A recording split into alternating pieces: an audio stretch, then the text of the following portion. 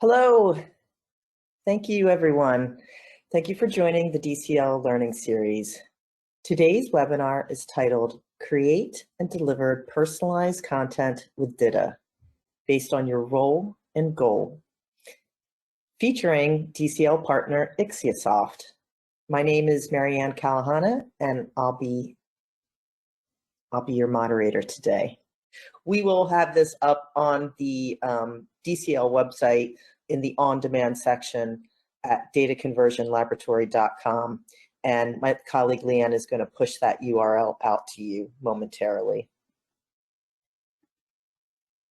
So today's agenda, we're going to speak about the topics you see here. We'll first review DITA basic concepts and benefits, CCMS basic concepts and benefits, authoring and reviewing, content delivery, and release management. And we'll be tracking that back, these topics back to how this is important to these roles of an information architect, a technical writer, and that C-level executive in an organization. But before we begin, I would like to introduce all of you to Data Conversion Laboratory, or DCL as we are also known. We've been structuring content and data since 1981. We are the leading XML conversion services provider, DITA conversion services, SPL conversion services, and S1000D conversion services. We offer all of the support that you see here on this slide. And in short, if you have complex content structuring or data challenges, we can help. I'm really delighted to have today's panelists with us today. We have my colleague, Christopher Hill at Data Conversion Laboratory. Chris is a technical product and project manager here at DCL. Welcome, Chris. And we also have Derek Fess. Derek is pre-sales consultant with IXIASOFT. Welcome, Derek. Hi. Derek, I'm going to go off camera and I'm going to let you share a little bit about IXIASOFT. Okay. IXIASOFT has been around since 1998. We have a global presence with teams in North America, in Europe, and most recently in Japan. The majority of our customers are based in North America, but we're seeing strong growth in Europe and Japan as well. It's important to note that IXIASOFT tends to work with organizations that are really industry leaders in their field. As a matter of fact, the majority of our customers are in the $1 billion club, but we also have a strong presence in the small to medium business sectors with teams that have as few as 5 users in the CCMS. Some of our customers include SAP, Workday, ADP, Ericsson, Qualcomm. Like SAP, they have over 100,000 deliverables daily within the CCMS, so scalability is really a strength of the platform. In Ericsson, they have over 700 global users logging into the system every day. And while it's an excellent enterprise solution, our extensive customer centricity is always something that our clients have raised as a reason why they enjoyed working with us. We also believe it's important to select a vendor that has really deep data expertise. Next. We've been involved in the world of DITA since its release in 2005, and since then, IXIASOFT has been at the forefront of the development of the standard. Internally, we've developed a strong expertise of DITA experts who are involved in every customer deployment. We're also very customer-centric and focused on developing a long-term partnership with our customers. We've put in place a number of resources for customers, including our annual user conference, our customer advisory board, customer success managers, and customer care, which is an extension of the standard support we offer to our customers, as well as an evolution lab that allows our customers to request feature enhancements to the product. All right, my name is Chris Hill, and I've been working, I started sort of in this business as an XML trainer, so I've sort of grown up with from the late 90s with the XML standard. And then since then, between then and now, a lot of changes have occurred, as some of you may know.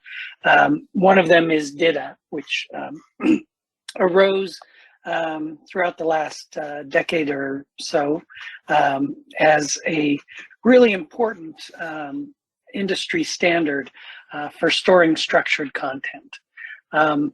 It's built on XML, which means it's a text-based, very simple base format that can be easily used in a lot of different settings. And it was introduced originally in 2001. As I mentioned, it's really taken hold in the last 10 years or so, where you've seen lots of tools such as IXIASOFT and lots of vendors come about to specialize in DITA. And really what drove DITA was, XML was great, but XML was kind of like a big Lego set with a lot of just random plain old bricks. And when you have something like that, it can be very hard to know how to get started. DITA takes XML and puts a lot of things together to get you sort of jump started so that you can build your particular tool chain needed to support your requirements for structured content, for storing and delivering it. And it does that by sort of taking the information that we typically were storing as text and putting formatting on it, and instead adding semantic information. So starting to describe what the text was. So, when you think of your word processor, you're really thinking about how the text looks. So you might look at a structure in a Word document and you see that it's bold and it's in a certain font and it's in a certain position on the page, and that tells you that's a heading or maybe a chapter title or whatever. But most of that, when you think about it, when you look at a PDF or a Word document, you're doing that because you're the intelligence that puts semantic meaning on the things that are formatted on the page. What DITA does is, instead of storing that information just with the styling information, it instead stores it with tags around it that says exactly what this information is supposed to be. So, if you have a task that you're describing, DITA has a task tab and it tells you that I'm about to describe a task. By putting that not in the formatting, but instead explicitly specifying it in a semantic structure, that means that it becomes something that machines and humans can work on, and we can build a lot more powerful publication chains that include things like single source publishing, where we want to be able to output to the web and to a PDF and maybe to an online platform, or maybe even some other device or something. All of that can be supported because you have semantic information instead of just styling information stored with your content. So that's really what drove DITA. So if we move on to the next slide, you start thinking about, well, what would drive you to need DITA? Well, if you find yourself doing lots of copying and pasting and then having a lot of trouble updating documents, or if your document revision cycles are growing increasingly long as you support more, either more products or maybe more formats of the output or more languages, then you start to see the need for something like DITA to come into play. Typically, and this isn't a hard and fast rule, there are exceptions to all of these things I'm about to tell you, but what would typically drive you to say, yes, absolutely, we need to look at DITA, would be if you had large volumes of content. If you had lots of copying and pasting, or needs for content reuse, because really a copy and a paste is saying, hey, I need to reuse this content in 2 different documents. Well, if I copy and paste it, that's fine now. But if I decide I need to fix the document or revise a document, how do I remember where did I copy it to? Have I copied it to 8 other documents? Or did I copy it to one document and then somebody who had that document copied it to another document that I don't even know about? How do we make sure our content stays in sync and that when we need to update it, we can do so? So that's typically a big driver, is the content reuse piece. If you've got lots of releases going on, and again, you're finding that you're being bogged down by the schedule of the documentation, that can be an indicator that you might need DITA. When you support multiple languages, this is really important because if you're translating lots of copies of content, if you've copied your content over and over to different places, when you go to translate it, generally you end up paying for all those translations for everything you copy. You can really reduce the need for translation and the cost of translation if you're using an infrastructure that allows you to reuse a single piece of content once, store it once, and reuse it in many, many places. And then you only edit it once or translate it once. If you've got version issues, a lot of times if you've got complex version requirements, DITA can support a lot of more complicated document life cycles. Like I know with IXIASOFT, they're very good with branching and merging. So if you've got to take content and I've got to make another version while I'm simultaneously working on the current version, some of these tools can support that, but it needs underneath a format that can support it, and that's where DITA can help. And then, as I mentioned earlier, multi-channel output. If you're trying to output to lots of different formats, you know, in the old days, back in the let's say the 90s, it's hard to say that's the old days, but anyway, I was doing work on documentation for a small web development company, and we had some customers that asked us to create these multi-channel outputs. We literally did it just by copying and pasting. So you'd take the Word document, you'd copy it into a text editor, the text, and then I'd start putting tags around it. I mean, what kind of job was that? It was tedious, I can tell you that. So multi-channel outputs need a format that again, semantically describes the content so that the outputs can decide the best way to present it. So moving on to the next slide, you might ask yourself, well, then I have some of those issues. Most people have some of those issues, no matter what size company you have. But different people in the organization can be motivated by different reasons to move to DITA. So if you are fortunate enough to have an information architect in your company, somebody who's in charge of sort of architecting the overall way you store and manage your information, these people tend to be concerned with some of the things that you can implement with DITA, like taxonomies, making things more searchable, organizing the content more flexibly. A big one can be content governance. So, you know, you may have a piece of text that needs to appear in all of your documentation, and that piece of text needs to be governed by your legal department. If that's the sort of case, well, if you're just copying that boilerplate into all the other documents, you have no guarantee that content can't be changed after it goes in, after you copy it, right?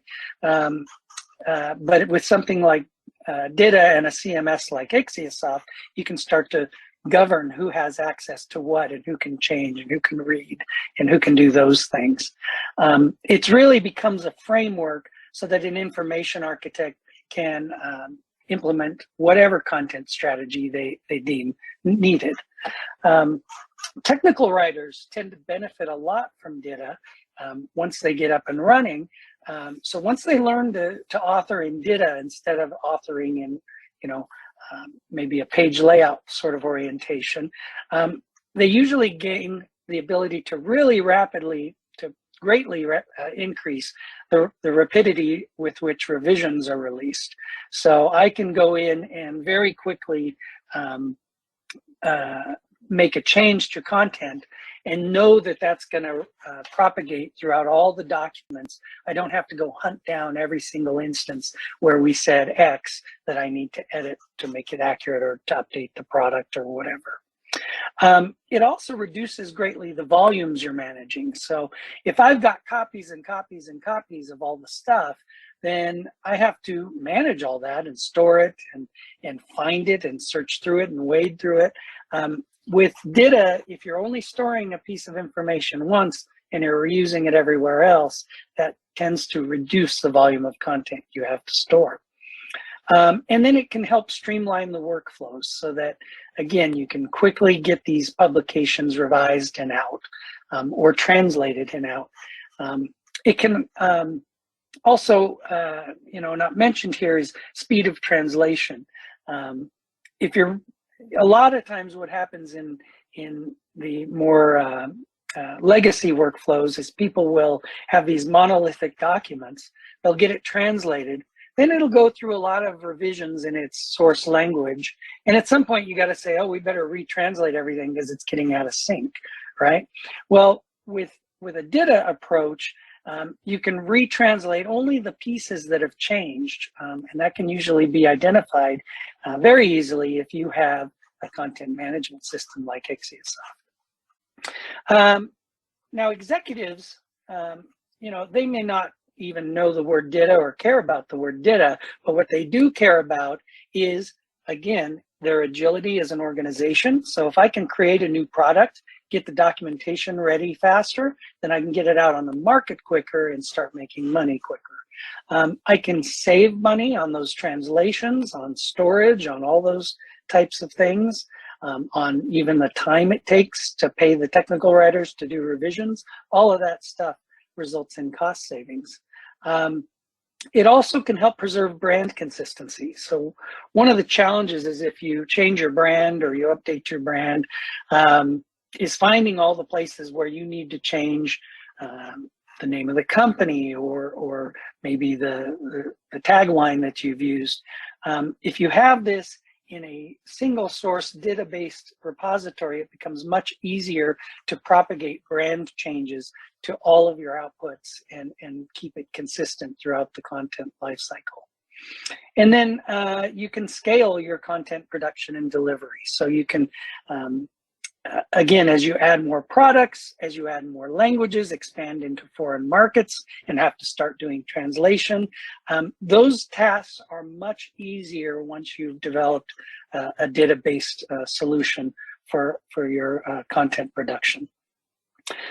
So let's look real quick at the next slide, and you're going to see here, I'm just going to give you just a really high level overview. This is not a DITA course. I only have a couple minutes that I'm going to take to tell you about this, but I just want to give you a sense of what we're talking about when you talk about DITA. So what you're talking about with DITA is you write really discrete pieces of information into things called topics. And I'm not going to get too much into that, but topics can have different types. I mentioned there might be a task you're describing. So there's a task type. If you've got learning management, if you've got learning content, there are some types that have been created around that that you can use, or you can develop your own types if you need of topics, or you can just work on topics. And a topic is basically just, I'm going to describe one thing. I'm going to write it in this small bit of file. And then to create an actual document, I'm going to assemble topics together. So you can think of a topic kind of like maybe in an older presentation, it might be a section of a document, or it might be a chapter or subchapter. It might be called different things. But basically, those discrete pieces of information are what we're talking about. And then instead of putting together one big long document that the author works on, instead an author creates what's called a map. And the map is just pointers to all of the different topics that you need to assemble together to put together the publication you're trying to put together. So if it's a technical document manual, you'll probably have a topic that's some introduction. You'll probably have a topic that describes how to service or how to power off the device. That might be a topic. And you just assemble all those together into a map. And then you can reuse those topics in many, many different maps. So the map can be used for a single product, or you can create another map for another product and use some of the topics or rearrange the topics. You can add things like sensitivity in the map so that the map can be generated for different audiences. So you might have a topic that has different ways to describe the information depending on whether you're a programmer or your audience is a IT manager or something like that. You can create these sorts of roles and overlay that, and it becomes very powerful what you can assemble together with DITA. And then what happens to the maps are usually presented, usually you need a tool to assemble those maps, to manage those topics, put them all together. That tends to be a CMS, which you're going to hear about shortly. And when I assemble those maps together, then that tool can also create deliverables. So it has a mechanism either to connect to an external tool or to do it internally to generate different outputs. So it reads that map, it collects the topics together, and then it produces the PDF, or it produces the HTML files, or it publishes things on a website, or it sends things through an API to a third party. Or it can create data files that are loaded into the hardware to drive the user experience in the hardware. All of that stuff can be incorporated if you have the tools to manage DITA and create all kinds of different deliverables. And this is attractive too, you can think of for that executive when you say, hey, if we decide we want to expand our website, we've already got the data in maps, we can reassemble that or create new maps for a new web presentation of this content that may be different than what we put on the page or we ship inside the product. The other good thing about DITA is it's an open standard. So when you adopt an open standard like DITA, you're not locked into a single vendor. Your content really has a lot more longevity, because if you decide later that the tool, one of the tools or all of the tools or some of the tools that you're using to work with DITA are no longer serving you, you can move to a different set of tools, and DITA is shared across those tools so that the content can be ported across different systems. Again, I mentioned already single source publishing and data publishing. It gives you a lot of flexibility around metadata. We won't talk too much about that, but as I mentioned, it's got the semantic infrastructure so that you can describe things about the topic. So you can add all kinds of metadata around each of those topics to let them be more findable. You can put them in a taxonomy. You can do all kinds of things that tools can then use to be able to connect the topic or the content to the right place. And as I mentioned before, it's human and machine readable. So it is basic text. When you look at a DITA file, you can open it in a text editor, you can open it in Notepad, and you can look at it. And because it's mostly words, it's kind of like reading an HTML, but you'll see the text right in there. You can read it. It's not hidden away in some binary format where you need a certain program to open it. That also makes it very attractive for machines. So again, if you've got a device that needs to read the data and dynamically present it on the screen, or you want to send some of the documentation through an API to a third party or a partner or somebody else, you can do these things with DITA. So that's really a quick summary of some of the benefits of DITA, but I really am excited to give you a chance to look more at a CCMS, which is really where the rubber kind of meets the road. So I'll turn that over to Derek. Thanks, Chris. Yeah, that's a great breakdown of DITA, in introduction. So why use a CCMS? Think of the CCMS as the auto assembly plant for your content, where your team can author, they can collaborate and review in a centralized place.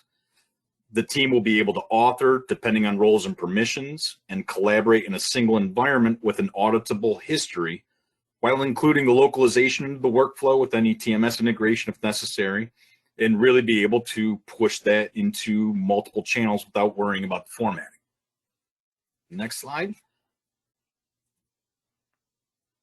What does authoring a CCMS do for you? Well, first, it provides a unified authoring environment. With a CCMS, gone are the days of making sure that each writer's heading 1 element is defined as, like Arial font, bold, and 28 points, and that each writer is working off the updated document template. Each writer only needs to focus on using the correct DITA element in the correct place in a topic, allowing them to just write.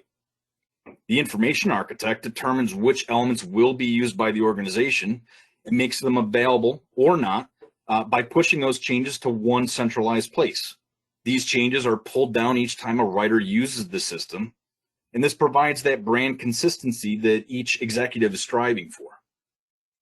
Next, at a basic level, a CCMS provides link verification among your topics, your maps, your images, that when assembled, create your document. In a homegrown environment, Sally doesn't know how Brian organized the folder structure for the widget documentation, right? So sure, you can have some best practices laid out, but those must be strictly adhered to by everyone for the links to be maintained. A broken link will lead to undesirable output, be it a missing topic or pointing to the wrong version of that topic. So as a technical writer, Brian just needs to find the topic in the CCMS and insert it into his map. The CCMS will establish and verify the link automatically so that even if the topic is moved, the output will still be rendered correctly. At the heart of DITA is the concept of reuse. You want to be able to write that topic once and reuse it everywhere, right? I mean, that's the holy grail, the reason you're contemplating DITA in the first place.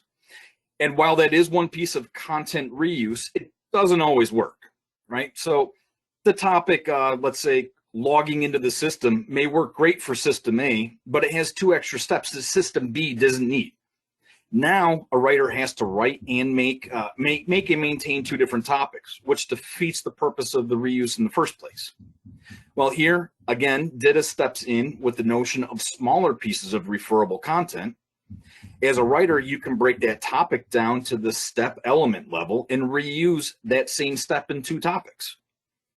It still was only written once, but it is now reused in 2 different spots. As an information architect, you need a reuse strategy that will work for your writers. And a good CCMS will help you manage that easily and effectively by seeing where that content is being reused throughout your repository. A CCMS allows the writer a means to track their work. Each object in the system has a workflow associated with it. Depending on the CCMS, the objects don't always have to be the same workflow, meaning an image may only have 2 statuses, like work and done. Whereas a topic might have multiple statuses, like work, review, approval, and done, all of which match up with your business processes. The information architect would be responsible for defining these workflow states and any triggers that may be associated with them. So as a writer, wouldn't it be nice to send a topic to review, and assuming it passed the review with flying colors, it automatically is sent along to the approval state, all without the writer ever having to touch it again. A CCMS can do this to ease your workload. Along with the workflow and status change, the CCMS provides an audit trail showing who touched what object and when. A good CCMS will show you exactly what changed and allow you to revert to any revision of that object if necessary. At the heart of any CCMS is a search functionality, right? So as a writer, I want to be able to search for a topic or an image, a map, a piece of referable content, or any other objects that may be in my system, but that I need to be able to assemble my deliverable. As an information architect, I want to be able to search my entire repository, perhaps for the use of a particular DITA element to determine, do I need to still use it or do I need to constrain it? And if I need to constrain it, how many objects are going to be touched within my system? And I can do that because of the search functionality.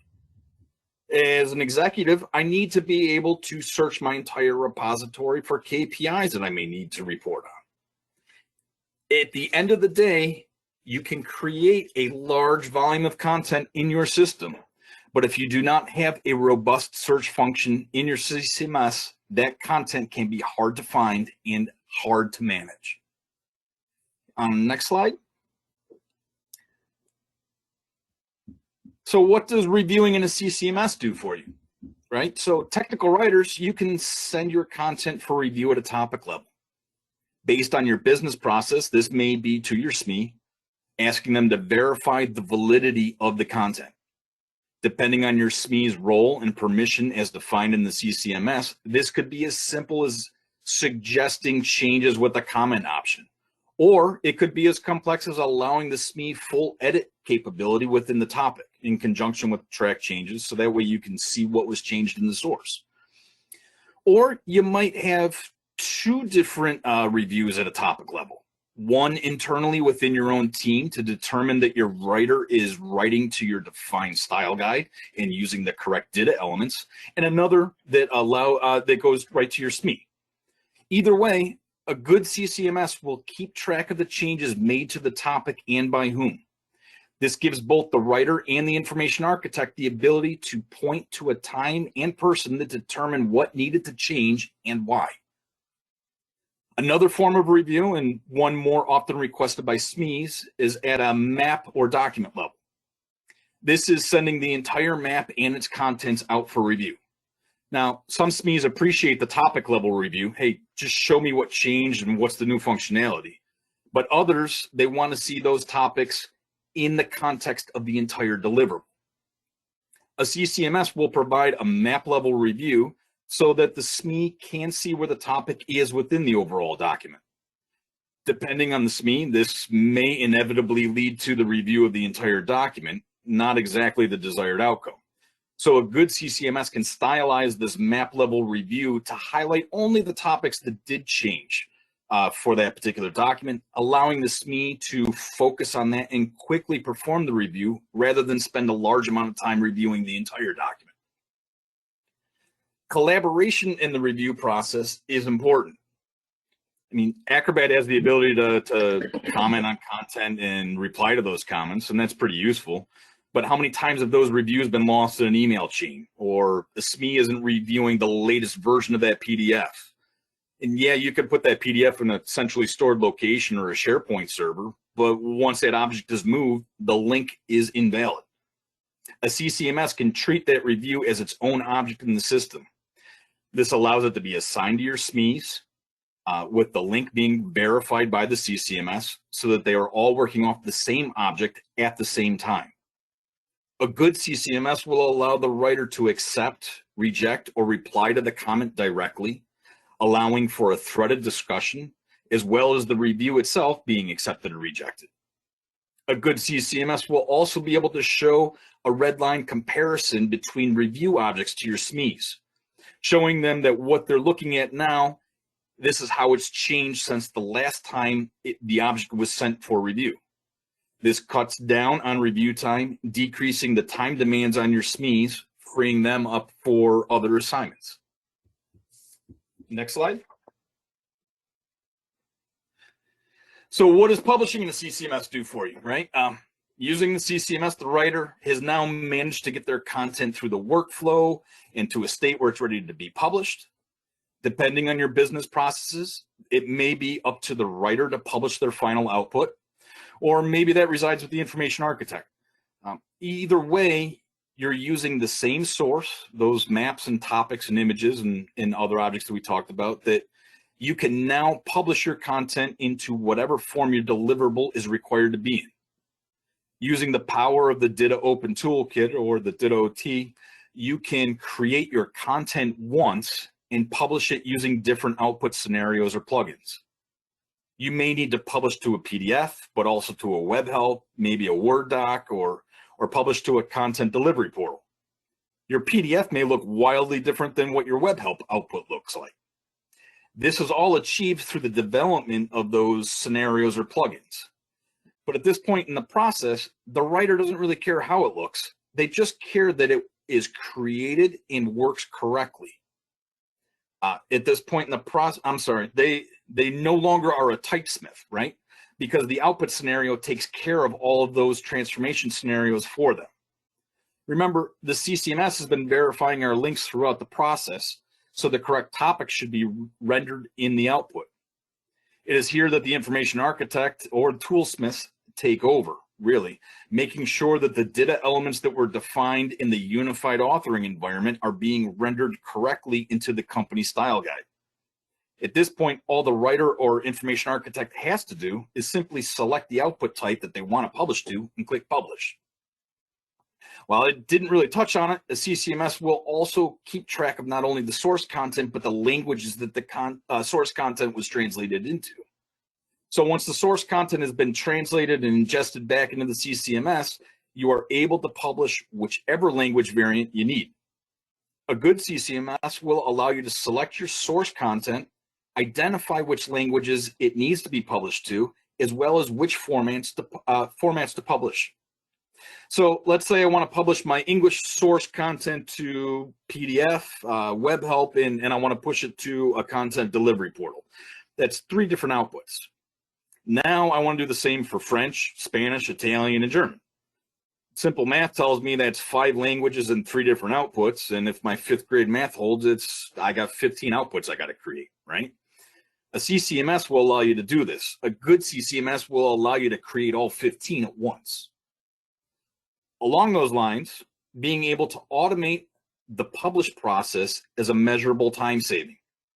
A good CCMS will allow those 15 deliverables to not only be generated, but allow you to schedule it to do it at an off hour so as to not tax your system, and then push them to a defined location where they can be ingested, be it to your content delivery portal itself, or perhaps you're going to push your web help to an area that your local internal build system can pick it up and package it with your software.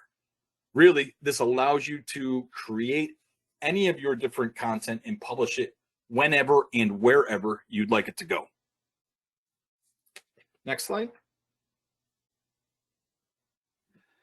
So why is branching and merging in a CCMS important, right? Up until now, we've talked about how a CCMS can help you in your organization from the standpoint of a single product on a single release. Most of us don't work that way. If we're lucky, we're finishing one release and already documenting the next release. If we're not lucky, then perhaps there's already a patch and a hotfix already shoehorned in there as well. How are we going to manage that, right? This is the feature that each CCMS handles differently. At its core, it's the ability to contain a product documentation set for a given release.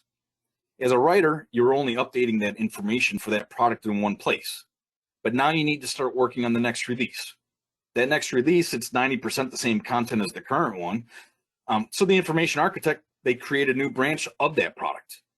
In this new branch, the writer can create new content, right? A handful of new topics, or they can make changes to already existing content. A CCMS allows the writer to see topics that have been updated in this new branch. But a good CCMS shows the writer where that topic is being used before they make the change, allowing them to decide if the change is universal to all branches or if I'm only going to push it to a particular branch. Where a particular CCMS can really excel is how it manages branching. Are you tied to a particular method of branching for the entire repository? Can you mix and match branching options? How does your CCMS share content amongst different products? These are all things to consider as an information architect. Along with the branching is also the merging aspect.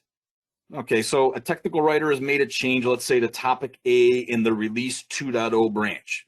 However, now management has decided to backport that change into release 1.2.1.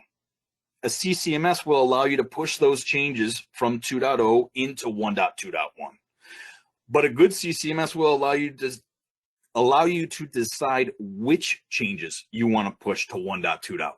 Maybe I don't want to push all of them. I only want to take 2 of them, right? Because that's all that development had time to be able to bring back into 1.2.1.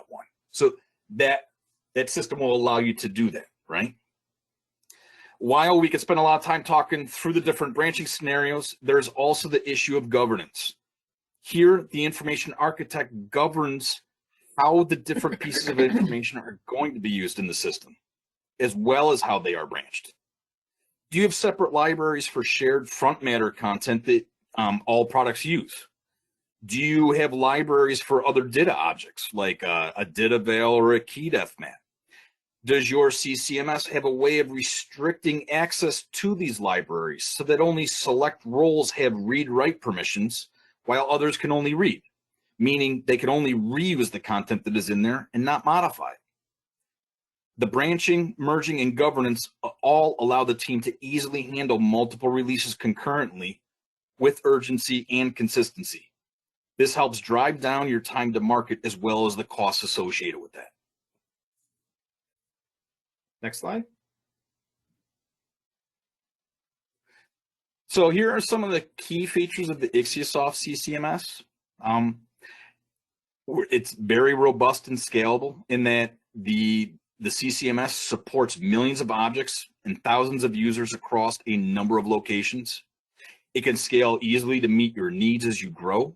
The CCMS will take advantage of your structured content, descriptive elements and attributes, and the metadata through our intelligent search functionality to allow users to easily find and reuse the content.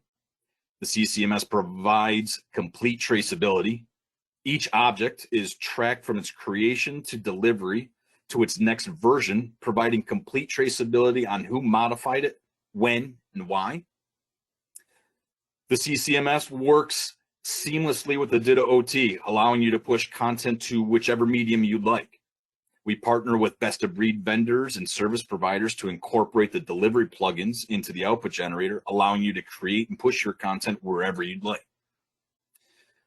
Collaboration, right? The IXIASOFT CCMS web platform incorporates your technical writers, your subject matter experts and reviewers, and ties them into the end-to-end workflow, supporting features like content creation in a WYSIWYG editor, all the way through a collaborative review that's HTML5 based, right? Release management. Our dynamic release management feature allows you to organize your content in a logical order, allowing for easy branching and merging in order to facilitate the management of multiple release cycles. The branching method can vary from product to product or library to library and is easily scalable, matching your needs at every step. And finally, the IXIASOFT CCMS is a pure DITA solution. There's no proprietary markup embedded in the content. If you decide to use a different CCMS, as Chris pointed, you can simply export your content and take it with you. We have members of the OASIS DITA committee on staff, allowing us to always be up to date, and as well as create features within the CCMS to help take advantage of the full power of DITA. Most importantly, we put the customer first. Regardless of the size of your organization, everyone is treated with the same level of customer care, making sure everyone is a part of the IXIASOFT family.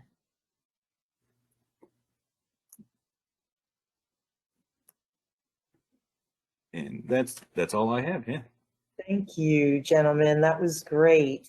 So we're going to move over into the questions portion. So if you do have a question, please submit it any time. One question we did receive was regarding DITA 2.0, a topic that I'm anxious to keep up to date with. Do either of you know official release date for that? Last I checked, it was early 2023. I do not know the actual date for it. No, but I know the DITA DITA-OT.org website does have a preview of the working draft. And you can find that spec, but I'm still haven't heard that it's been officially released. And we do know that it will not be backwards compatible. That's the extent of what we've been following here at DCL. Yeah, Um, I don't. Yep. Sorry. Go ahead, Chris. So another question then, Derek, you talk about IXIASOFT as, it's a great CCMS, but DITA content, can it also handle non-DITA content? Yes. We have objects in the system. They're called a resource. You can associate anything you'd like in there. You can include Excel files, PDFs, things. You just have to define it within the system and say, all right, okay, this is what I'm going to ingest into the CCMS. It's a small config change, but it can handle non-DITA content as well. All right, thank you. Chris, when we at DCL see customers who are ready to go, they know they want to work to move to DITA workflows, and let's say they've selected their CCMS.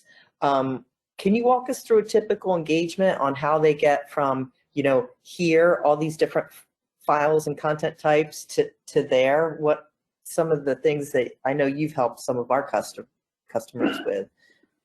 Yeah, so a lot of times, you do some analysis work at the beginning. So usually our team will want a good representative sample set of the content that we're dealing with. And, the exact steps or what comes of that can vary widely just depending on what you're doing.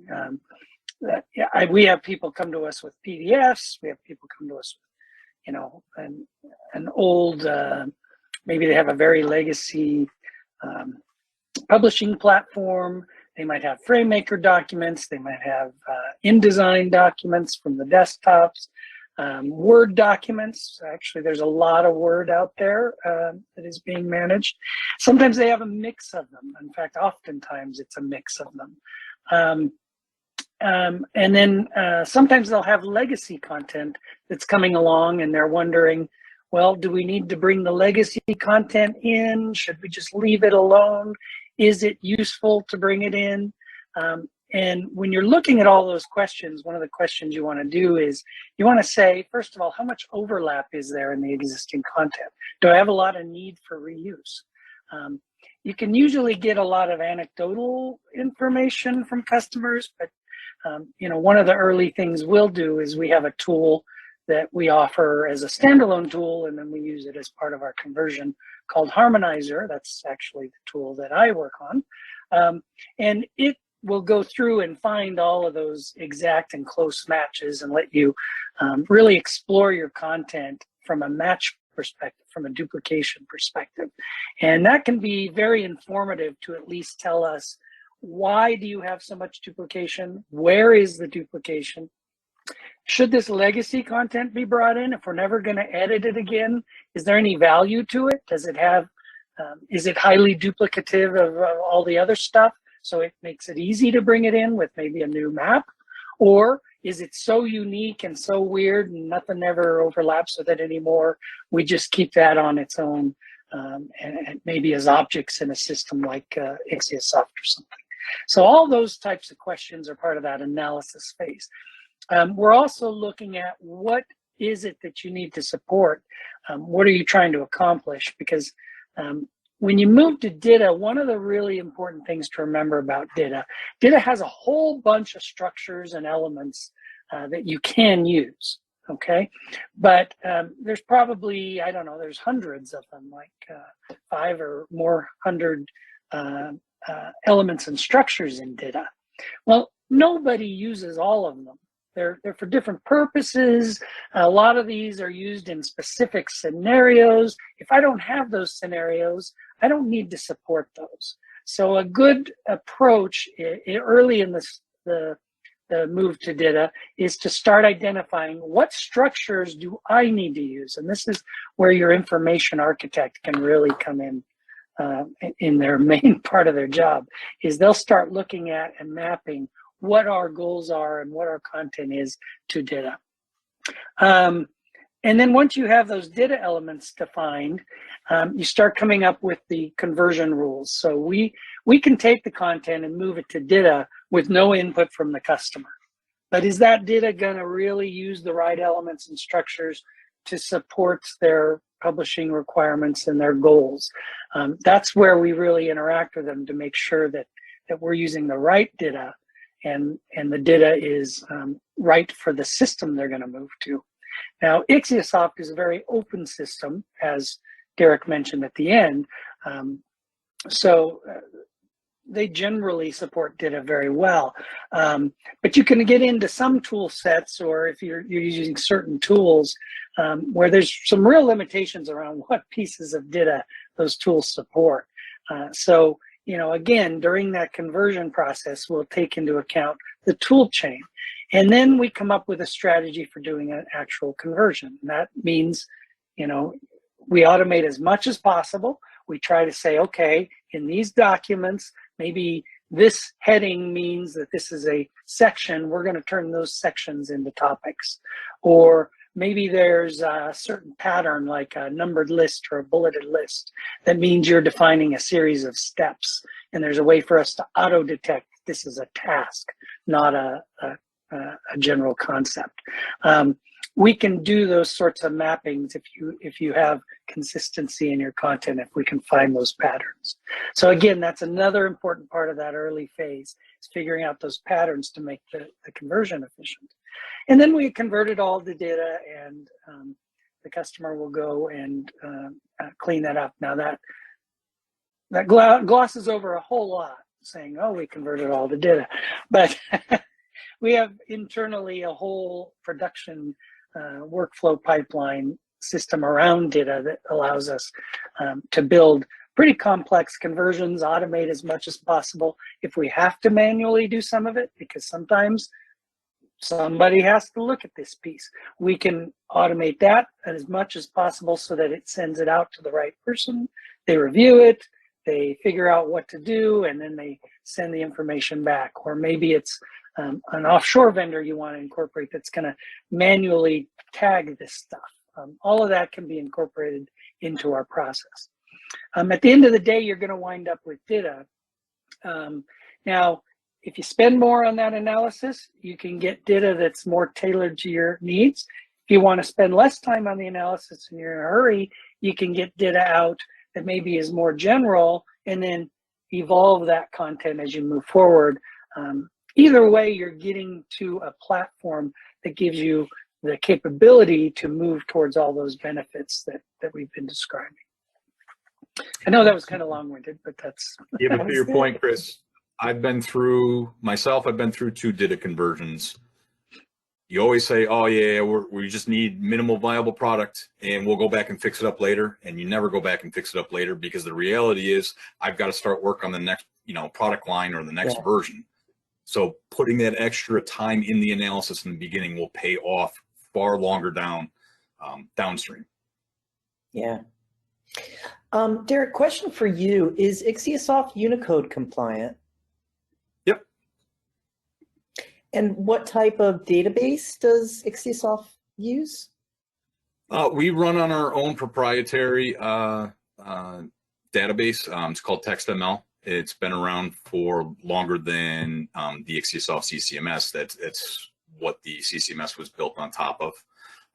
It's a flat file structure that allows you to quickly parse your content and find it much quicker than you would be doing with like table lookups and whatnot, like in an Oracle database.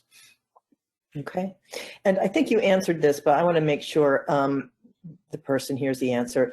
Can you use IXIASOFT as a straight XML object-oriented CMS? I guess I'm not really understanding the question. I think you answered that when I said, does it have to be DITA? And you did reference that other types of content can be stored and managed in IXIASOFT. Yes. Yep. That's how I interpret it. Okay. But we can follow up with that person afterwards too, to see if we addressed it properly. Here's a good question. Does the DCL harmonizer application have a direct integration capability with IXIASOFT? So not not now. We haven't done any integrations with any vendors. Basically, what you can do, though, is that most CMSs allow you to dump a portion of the content either as DITA, which Harmonizer can work on really any format. But if you're using DITA, you'll dump out the DITA topics or the DITA warehouse topics, and then maybe all your other content. And Harmonizer will do that comparison. And, you know, in a perfect world, Harmonizer won't find anything because it will be looking for duplicates. And if you've done a really excellent job in your CMS, and your technical writers are achieving perfection, then Harmonizer is going to say, everything's unique, great. You don't have any reuse that you're missing. But where Harmonizer can shine is it can show you, oh, you've got, you know, 250 topics that are similar. Maybe you should go through those and clean it up and have a look and see if, you know, why do we have duplication? We shouldn't. That's another important thing to consider is you can have all of these features in a CMS, but you can still copy and paste. I mean, there's nobody stopping you from copying a topic, right? And now there are things you can do in a CMS to, you know, if somebody adds a new topic, maybe you require some approval chain or something before that gets approved by the information architect or somebody. Sometimes some real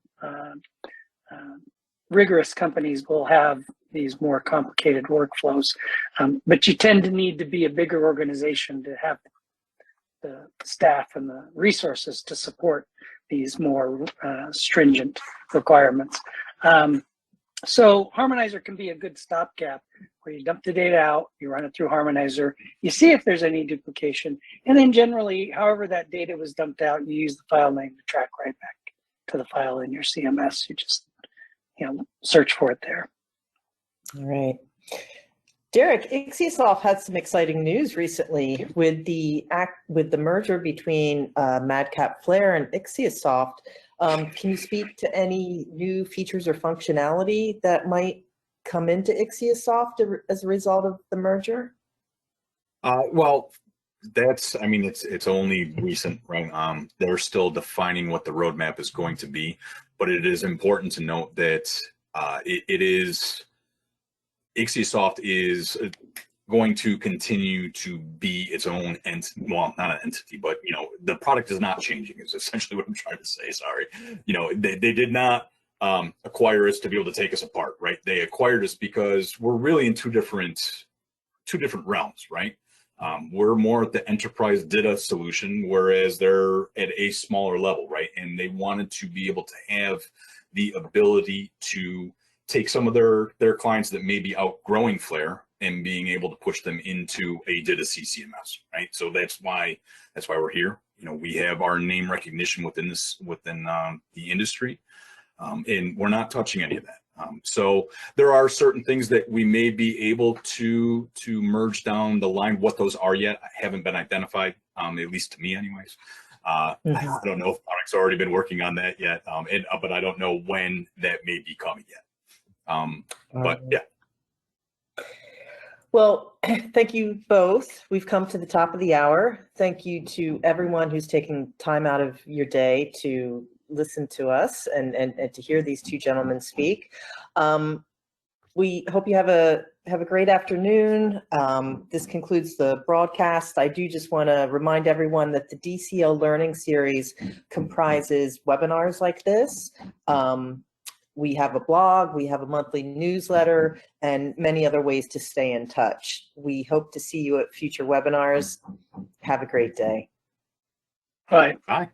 Have a great day.